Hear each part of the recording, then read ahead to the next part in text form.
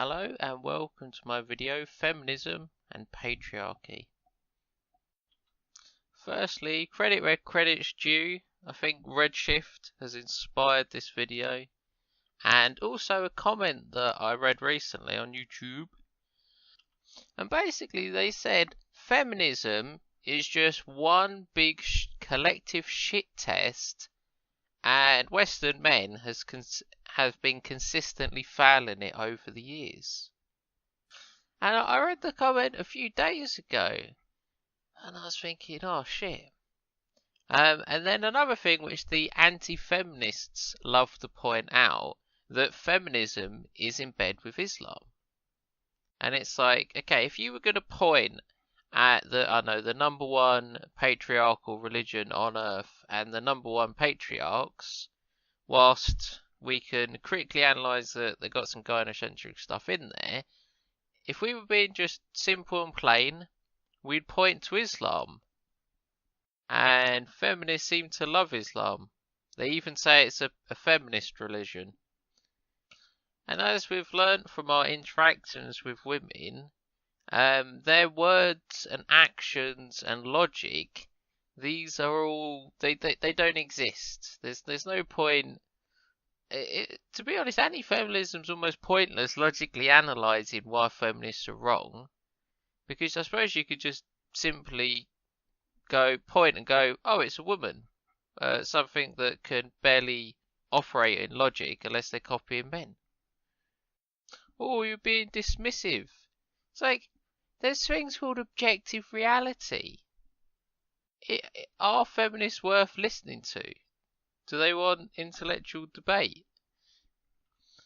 As Rev Shifts pointed out in many of his videos, women just want to be dominated, completely and utterly. And that's the thing is, when sort of feminists started grabbing for power, unfortunately the fucking gyno cucks were there with their little their small or no balls. They should have just said no rights for you. Fuck you. They should have just answered they don't deserve the right to ask for them or fight for them, even though their fighting for rights was all bullshit anyway. Now, a strong case can be made that women never fought for their rights, and it was just the social engineers and big money that got them all their rights. But if we look at, let's take modern feminism. Okay, so we've got patriarchy theory. So they already concede that all the power and control should be held by men. They've already conceded that. Now, obviously, they don't have any logic, so they try and do a gender quote and be like, oh, if women were running things, things would be better. And it's like, objective reality says otherwise. And also, they're just not built for it.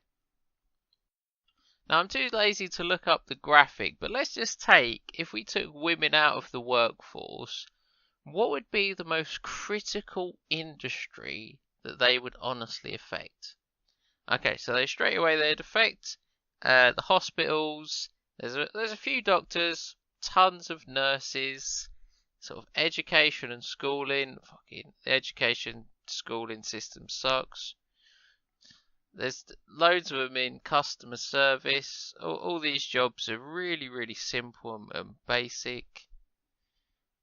Like, as I said, if we did it as a thought experiment, if we immediately took women out of the workforce and they all did, I don't know, they all just didn't work and they didn't claim benefits, whilst you think, oh, there'd be millions of jobs and there's loads of little jobs that would need doing, overall, their sort of net contribution is a joke, really.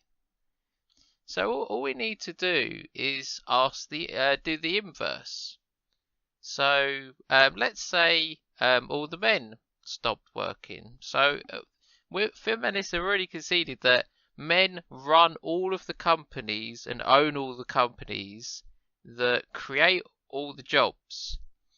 And then all the most difficult, demanding, necessary, like every single industry that men are involved in. Like, I'm pretty sure men are the majority of pilots, drivers, transport, all the infrastructure. I don't know if I already said construction. I'm not sure about higher education, what the mix is for higher education. So the contribution, the net contribution of the working force between the battle of the sexes, men versus women, is just so vast. Like, that's why it's Square Peg points out when women talk about I don't know, trash and removal and rubbish. Are you guys having a laugh about cleaning up around the house when men work the hard waste jobs? Where you got to wake up stupidly early, work really hard to get everything done. I remember a story a few years ago where there was two women who joined the waste industry, and it made national headlines because it's the first time it's ever happened since the inception of waste management. Seriously, the first two women started working there, and they was only just doing admin. Well, admin with a little bit of mucking in. And another sort of case study we can use, which I like to laugh at, is 50 Shades of Grey. So, okay, throwing out all the money the guy had, why did the book sell so well? Like, I have a feminist friend, and I trolled the shit out of her with 50 Shades of Grey. She was saying that it's like utter trash and it shouldn't it's dehumanizing against women. And I kept on asking her, like, how many has it sold? It's one of the greatest selling books of all time. And let's say I agree that it's just trash and I could have written something better. Women love it. See, the trouble with women is they live their life just so completely dishonestly that they can't be honest with so many basic things about their own nature, about themselves. Like, let's just take the first one. Most women, they go out, they all wear makeup. And it's just like, why? All the girlfriends I had, I would tell them, like, no, enough with the makeup, don't even bother. I'd be like, okay, you gonna go out and fuck someone else? And they're like, no. I was like, okay, we don't need to wear makeup then, do you? Oh, you gotta look nice when you go out. I was like, okay, do you want to put makeup on me? And they'd be like, no. And I was like, okay, can we not see that there's some sort of double standard, some illogical actions going on here? And another one which it's always pissed me off, never ask a woman her age. I was like, that's a basic fact, and because women wear makeup, I don't know if I'm just super retarded. I find it really hard to judge women's ages, and I end up approaching women, and they turn out to be considerably younger than I thought they were. And then sometimes the opposite's true, because they're all wearing makeup. I can't fucking tell. Why you could say I'm exaggerating some pet peeves. What I'm trying to illustrate is we've got two fundamental things about women, and they're lying about them. But men don't, and they never would. Like why would you? I know. Men don't go out and wear makeup. They don't artificially improve their appearance, and they don't lie about their age. If someone asked me, "How old are you?" I wouldn't go, oh, you should ask me my age.